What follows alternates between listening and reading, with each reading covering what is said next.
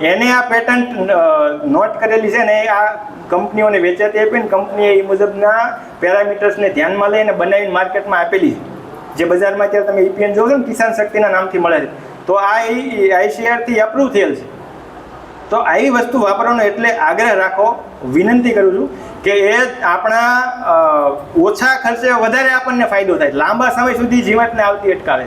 જ્યારે કેમિકલવાળી દવાઓ છે ને તમે જ્યારે જીવાત દેખાય ને એટલી વખત તમારે છાંટવી પડશે. અને એ આપણી જે જમીનમાં ઉપયોગી જે જીવાતો છે ને, ધારો કે જમીનની અંદર અળસિયા હોય, એ ખેડૂતોના મિત્રો છે, એ તો ખબર છે ને આપણને. એ ઉપયોગી જીવાતો છે, ઉપયોગી કીટકો છે, એને પણ આ કેમિકલ છે એ મારશે.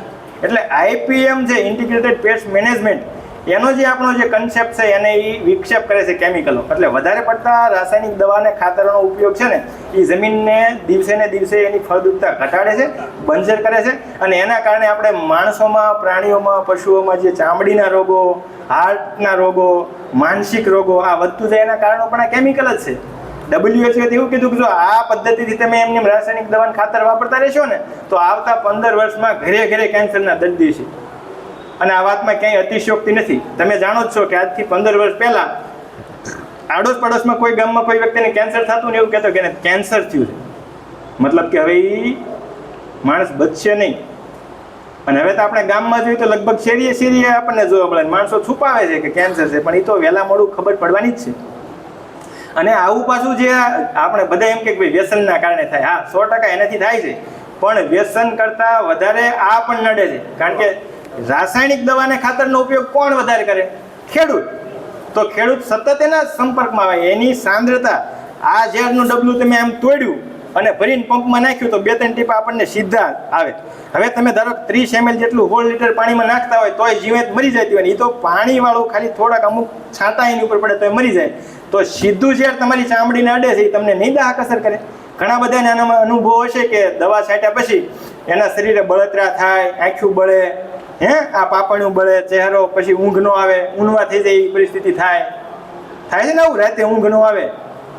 તો આ બધી કેમિકલની અસર છે, આડઅસરો છે.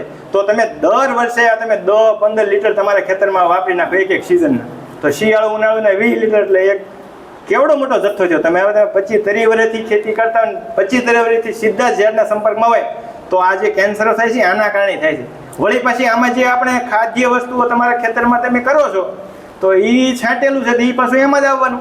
તમને એમ થાય હું તો મારી ઘરની ગાય કે ભેંસનું દૂધ ખાઉં છું, પણ ઝાડમાં અત્યારે ભરડો આવી જાય, મહિનાની ન થાય ત્યાં.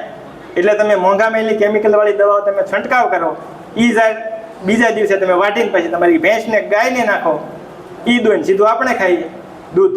એટલે તમને એમ થાય કે આ મારું દૂધ છે, પણ કેવું છે? મેં જ છાંટેલી દવાવાળું છે. આ તો સ્વીકારવું પડશે કે નહીં? તો માર્કેટમાં તમે વેચાતી નીણ લાવો તો એ કાંઈ દવા ખાતર વગરની તો હશે નહીં.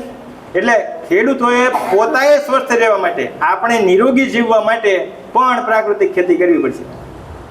ખર્ચ તો બચાવવો જ પડશે, પણ સારું જીવવું છે તો પ્રાકૃતિક ખેતીનો આ સહારો લેવો પડશે. એટલે એના માટે આપણે એવું નથી કહેતા કે એક જાતથી ઓલું કરીએ, પણ ધીમે ધીમે તમે આ જે તમે પ્રાકૃતિક ખેતીના જે આયામો છે, એના જે પ્રયોગો છે એને અપનાવો.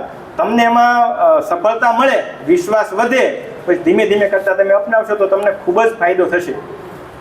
આ તબક્કે મને આપ આગા ખાન સંસ્થા, કાઠિયાવાડી એગ્રો પ્રોડ્યુસર કંપની અને બોર્ડ ઓફ ડાયરેક્ટરને આપ સૌ આ પ્રોડ્યુસર કંપનીના માલિકોએ મને બોલવાની તક આપી અને શાંતિથી સાંભળ્યો, એ બદલ હું જગદીશ રોજસરા આપ સૌનો ખૂબ ખૂબ આભાર માનું છું.